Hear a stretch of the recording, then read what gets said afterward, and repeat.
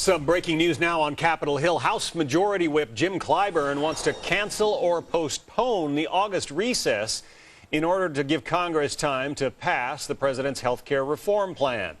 Let's talk about that possibility with Indiana Congressman Mike Pence. He's the House Republican Conference chairman, the third-ranking Republican in the House. What do you think about that? A lot of Americans would say, you know, most members of Congress get enough vacation. What do you think about the idea of making you guys, men and women, stay there in Congress and work on the president's plan?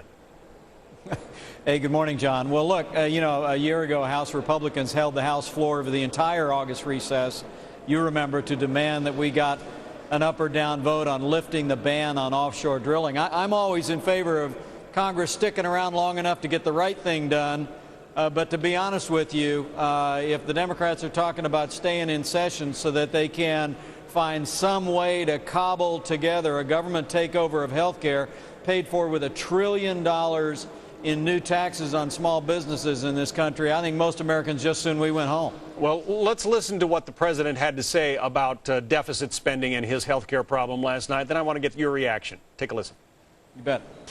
So let me be clear. If we do not control these costs, we will not be able to control our deficit. If we do not reform health care, your premiums and out-of-pocket costs will continue to skyrocket. If we don't act, 14,000 Americans will continue to lose their health insurance every single day. What do you think about those points? The president seems to be saying that health care in this country is causing the federal budget deficit to balloon.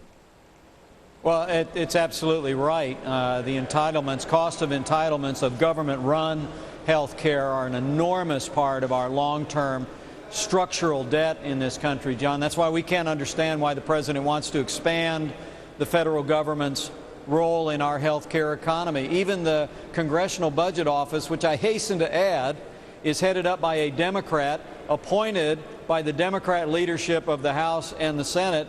The Congressional Budget Office just came out and said the president's plan will add to the budget deficit and it will do nothing to control the rising costs of health care in this country. I know the administration asked the head of the CBO to come down to the White House on Monday to talk about their findings. Got called on the carpet, didn't he?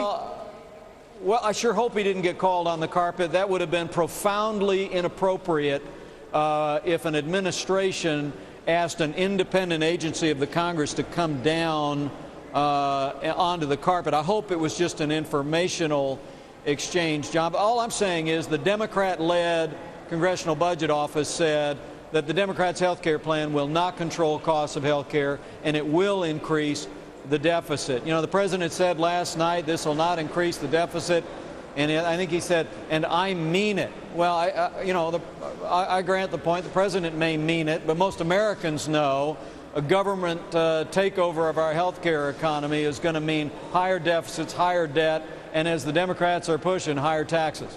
It seems that the longer this thing goes and the more Americans find out about what the details are, the less popular this becomes. Is that perhaps why Congressman Clyburn wants to, keep the House in session and get it passed?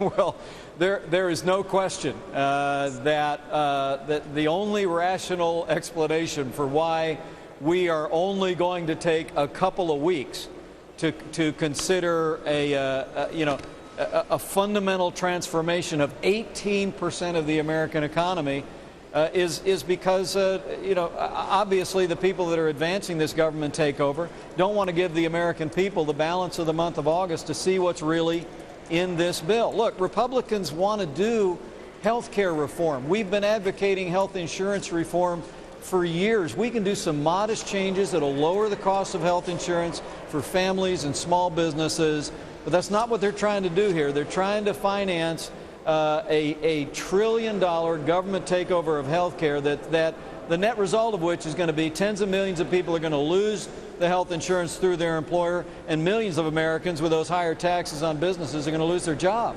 Real quickly, Congressman, we're just getting word from our Capitol Hill producer that the House Energy and Commerce Committee is not going to meet today, not going to mark up the health care bill. What does that say to you as a member of Congress? Well, you know, it says to me they may not actually have the votes, as the Speaker reportedly said yesterday in the news. I expect, John, if they had the votes, the committee would be meeting and finishing up the bill. In other words, we'd be moving it to the floor. Bad news for the president and his plans, in other words. Well, no, what it means is good news for the American people. What I expect is going on right now is that tens of millions of Americans, maybe many that are viewing right now, are starting to pick up the phone, type an email, send a fax, and telling them, look, we want health care reform, but please don't pass this government takeover with this $1 trillion copay tax increase on the American economy. In the worst recession in 25 years, we don't need $1 trillion in more taxes to pay for government-run health care. Indiana Congressman Mike Pence, Republican, and the conference chairman for the Republicans. Thank you.